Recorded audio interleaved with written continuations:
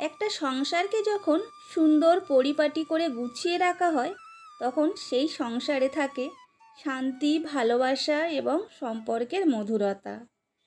তাই সামান্য পরিশ্রম করেই আমরা আমাদের সংসারটাকে সুন্দর এবং আকর্ষণীয় করে তুলতে পারি।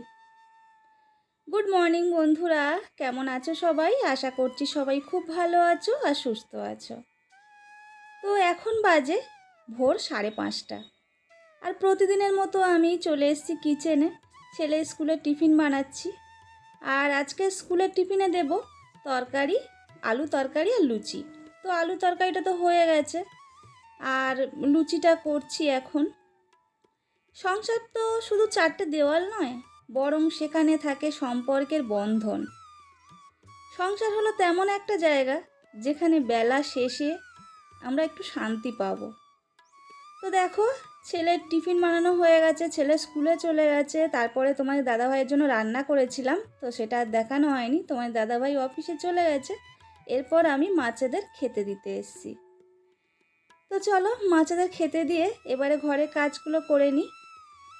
আর এই দেখো, এদিকে সকালবেলা কিন্তু একটু বৃষ্টি হয়ে গেছে, রাস্তাঘাটগুলো ভিজে, আর আকাশটা দেখো একটু মেঘ মেঘ করে আছে। আর আজকের কি হচ্ছে বলো তো, একটু করে রোদ হচ্ছে, আবার একটু করে বৃষ্টি হচ্ছে। তো এই দেখো, তোমাদের এই যে একটু ভিডিও করে দেখাচ্ছিলাম, আর এর মধ্যেই দেখছি হালকা হালকা রোদ চলে আসছে। দেখো কতটা রোদ আস্তে আস্তে বাড়ছে, আবার একটু পরেই দেখব বৃষ্টি চলে এসছে। আর এই দেখো, গামলিতে করে না বৃষ্টির জল ধরে রেখেছি। আসলে বৃষ্টির জল গাছের পক্ষে খুব ভালো, আর আমার ব্যালকনির গাছগুলোতে না একটুও বৃষ্টির জল বা ঝাড় আসে না, ওই জন্য এই গাছগুলোতে একটু বৃষ্টির মানে জল দিই। আর দেখো এখানে গাছগুলো কত সুন্দর হয়েছে। আর সকালবেলা কিন্তু আমি প্রতিদিন আগে ঘুম থেকে উঠে ব্যালকনিতে আসি। আসলে নিজের হাতে লাগানো গাছ কিভাবে প্রতিদিন একটু একটু করে বড় হচ্ছে, ফুল দিচ্ছে, সেগুলো দেখি আর খুব ভালো লাগে। সবুজের ছায়া হৃদয়কে করে কোমল, আর মনকে করে নরম। যেখানে সবুজ সেখানেই সুস্থতা। তো দেখো, গাছগুলো চারিদিক যখন সবুজ হয়ে থাকে তখন দেখবে মনটাও খুব ভালো থাকে, তাই না? তো দেখো, এই হলো আমার ব্যালকনির গাছগুলো। তোমাদের কেমন লাগছে বন্ধুরা, একটু কমেন্ট করে জানিও। আর চলো আজকের কি রান্না হয়েছে একটু দেখিয়ে দিই। এই দেখো, আজকে রান্না হয়েছে সয়াবিন বড়ির তরকারি আর বেগুন ভাজা। আজকে বেশি কিছু আর করিনি, আসলে আগের দিন শরীরটা খুব খারাপ ছিল, ওই জন্য আর বেশি কিছু রান্না করিনি। আর এই দেখো, স্নান করে চলে এসেছি। তো এরপরে পুজোটা দিয়ে নেব, আজকে যেহেতু বৃহস্পতিবার।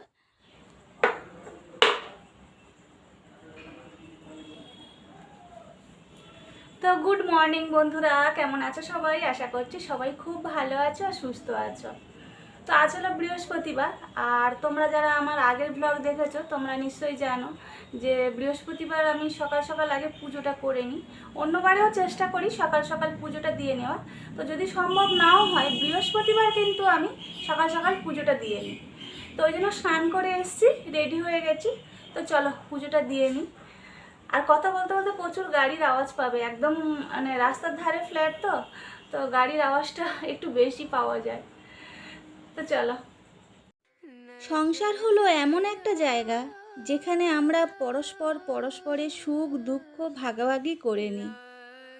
আর সেই জন্য সংসারের মঙ্গল কামনায় প্রতিদিন সকাল সকাল যতটা পারি পুজো সেরে নিই। আর আজকে বৃহস্পতিবার, ওই জন্য সকাল সকাল আগে পুজোটা করে নেব, তারপরে সংসারের কাজগুলো করব। তো দেখো, মোটামুটি আমার পুজো দেওয়া হয়ে গেল। তো চলো এরপরে সংসারের কাজগুলো ঝটপট সেরে নিই। প্রথমে চলে এসেছি লিভিং রুমে। লিভিং রুমটা অনেকটাই অগোছালো হয়ে আছে। তো প্রথমে চার্জারগুলোকে গুছিয়ে নিয়ে একটা নির্দিষ্ট জায়গায় রাখবো, কেননা চারিদিকে দেওয়ালে যদি চার্জারগুলো ঝুলতে দেখা যায় তাহলে একদমই ভালো লাগে না। তাছাড়া নির্দিষ্ট জায়গায় গুছিয়ে রাখলে খুঁজতেও হবে না, আবার চার্জারগুলোতে ধুলো ময়লা জমবে না, চার্জারগুলো অনেকটাই ক্লিন থাকবে। আমাদের সংসারে কিছু নির্দিষ্ট কাজ থাকে, সেগুলো আমাদের প্রতিদিনই করতে হবে। তাই সেই কাজগুলোকে একটু প্ল্যান করে আমাদের কাজের সুবিধা অনুযায়ী একটু যদি ভাগ করে নিই তাহলে দেখবে কাজগুলো অনেকটা ঝটপট হয়ে যাবে।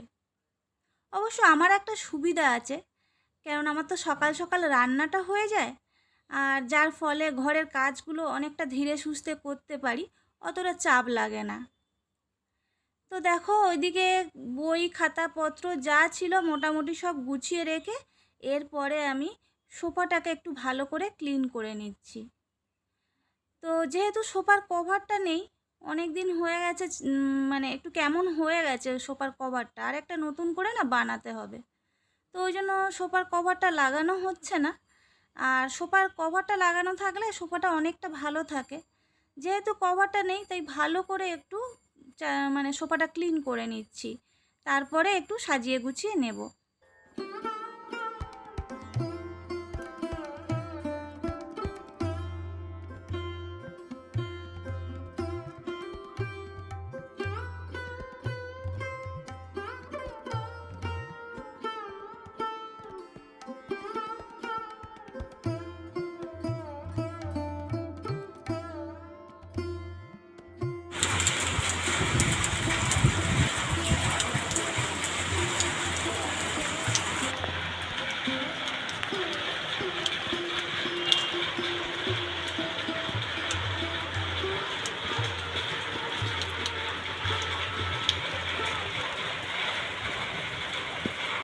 তো দেখলে তো কেমন বৃষ্টি হচ্ছে। রোদও উঠেছিল কিন্তু খানিকটা আগে খুব চড়া করেই রোদ উঠেছিল। এই রোদ উঠছে আবার এই বৃষ্টি হচ্ছে, মেঘের যে কি খেলা। তো দেখো এখানে আমি বিছানাটা ক্লিন করে বালিশগুলোকে একটু গুছিয়ে নিচ্ছি। বাকি রুম দুটো বিছানা ক্লিন করা হয়ে গেছে, শেষে এই রুমটা ক্লিন করতে চলে এসেছি। আর একটা ঘরের মধ্যে বিছানাটাকে যদি প্রথমে ক্লিন করে নেওয়া যায় তাহলে ঘরের সৌন্দর্যটা তো অনেকটাই পাল্টে যায়। বিছানাটা ক্লিন করে নিয়ে এরপরে চলে এসেছি ড্রেসিং টেবিলের কাছে। সকালবেলা তোমাদের দাদাভাই সানস্ক্রিনটা মেখে গেছে, আর সানস্ক্রিনটা বাইরে ছিল, ওই জন্য সানস্ক্রিনটা ঠিক জায়গায় রেখে দিলাম। আর আগের দিন আমি শর্টস ভিডিও করছিলাম, তো এই চুড়িগুলো পরেছিলাম, এগুলোও একটা জায়গায় গুছিয়ে নিলাম। তো মোটামুটি আমাদের বেডরুমটা সব কিছু গুছিয়ে নিয়েছি, তবে ঝাড়ু দেওয়া এখনও বাকি আছে। তো চলো ঝাড়ুটা দিয়ে নিই।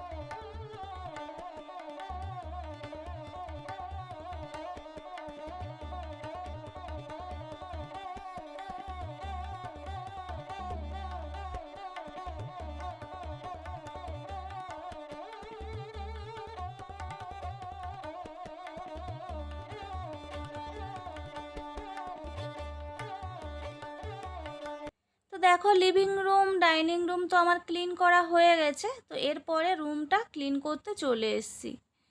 তো একটু পরেই অবশ্য তাপসী দিয়ে আসবে, ঘরটা ঝাড়ু দেবে, ঘরটা মুছে দিয়ে যাবে আর বাসনটা ধুয়ে দিয়ে যাবে। তবুও না তাপসী দিয়ে আসার আগে আমি একবার ঝাড়ু দিয়ে নিই। কেন বলো তো, ওনারা কি করে বাইরে বাড়িটা পুরো ঝাড়ু দিয়ে দেয়, কিন্তু খাটের তলা, তারপরে এই ড্রেসিং টেবিলের এই তলা, এগুলো ভালো করে ঝাড়ু দেয় না, যার ফলে ভিতরে অনেক ময়লা থেকে যায়। তো আমি ওই জন্য সকালে একবার ঝাড়ু দিয়ে নিই। তো চলো ঝাড়ু দেওয়া হয়ে গেছে, এরপরে ডাইনিং টেবিলটা একটু ক্লিন করতে চলে এলাম। পুজো দেওয়ার পরে না আমি একটু টিফিন করে নিয়েছিলাম, আর এখন একটু ক্লিন করে নিচ্ছি। বিশেষ কিছু না, শুধু একটু ভিম লিকুইড দিয়ে আমি কাঁচটা মুছে নিই। অবশ্য কাঁচের উপরে আমার কভার রাখা আছে, না হলে কাঁচটায় দেখছিলাম প্রথম প্রথম যখন কভারটা লাগাচ্ছিলাম না, একটু না ক্র্যাচ দাগ চলে আসছিল, ওই জন্য একটা কভার লাগিয়ে দিয়েছি। তো এরপরে চলে এসেছি গাছগুলোতে একটু জল দিতে। ব্যালকনির গাছগুলো দেখছি মাটিগুলো একটু নরম আছে, তো ওই গাছগুলোতে জল দিতে লাগবে না। তো আমার ছেলের রুমের যে জানলায় গাছগুলো রাখা আছে ওই গাছগুলোতে একটু জল দিয়ে নিচ্ছি। আর আমার কিচেনটা এখনও ক্লিন করা হয়নি, জানো তো, রান্না করা হয়ে গেছিলো, একটু গুছিয়ে গাছিয়ে নেওয়া হয়েছে, ক্লিন করা হয়নি। তো গাছগুলোতে জল দিয়ে এরপরে চলে এলাম কিচেনে। আর এই যে তেলের কন্টেনারগুলো রাখা হয় এইগুলো থেকে না একটু একটু তেল পড়ে মানে কাঠটা কেমন তেল তেলে হয়ে গেছে। তো ওটাকে ভালো করে ক্লিন করে নিলাম, নিয়ে আবার তেলের কন্টেনারগুলো সাজিয়ে গুছিয়ে দিলাম যেমন ছিল। বন্ধুরা, তোমরা যারা এতক্ষণ ধৈর্য ধরে আমার ব্লগটা দেখেছো তোমরা একটু কমেন্ট করবে। তোমরা কমেন্ট করলে না আমার খুব ভালো লাগে, তখন মনে হয় যে না আমার ভিডিওটা তোমাদের একটু ভালো লাগছে, তখন ব্লগ বানাতেও আমার অনেকটা উৎসাহ লাগে। তো অনেকেই ভিডিও দেখছো, ঠিক আছে, তার জন্য অসংখ্য ধন্যবাদ। তবে তার সঙ্গে না একটু ছোট্ট করে কমেন্ট করে দিও, তাহলে আমি অনেকটা খুশি হয়ে যাব। তো দেখো এরপরে গ্যাস ওভেনটা আমি ক্লিন করে নিচ্ছি। এইগুলো না প্রতিদিনের কাজ, প্রতিদিনের এই কাজগুলো আমাদের করতেই হবে। তো সেইগুলোকে বিরক্ত না হয়ে ভালোবেসে কাজগুলো করতে হবে, তাহলে দেখবে কাজগুলো ঝটপট হয়ে যাচ্ছে। আর হ্যাঁ, আরেকটা কাজ করতে পারো তোমরা, এই কাজ করতে করতে না নিজেদের পছন্দ অনুযায়ী একটু গান চালিয়ে দিও, তাহলে দেখবে কাজ করতে আর কোনো অসুবিধা হচ্ছে না। আর আমি যখন গাছগুলোতে জল দিচ্ছিলাম তখন কিন্তু তাপসীদি চলে এসেছিল, তারপরে ঘরে কাজগুলো করে দিয়ে গেল, বাসনগুলো ধুয়ে দিয়ে গেল, তারপরে আমি কিচেনে এসেছি কিচেনটা ক্লিন করতে। তাই বাসনগুলো তো ধোয়া হয়ে গেছে আর কিচেনটাও ক্লিন হয়ে গেছে। তো এখন বাজে 2:30, আমি ছেলেকে আনতে এসেছি, আর বাসও চলে এসছে। তাই আজকের ব্লগটা এখানে শেষ করছি। সবাই খুব ভালো থেকো, সুস্থ থেকো, টাটা।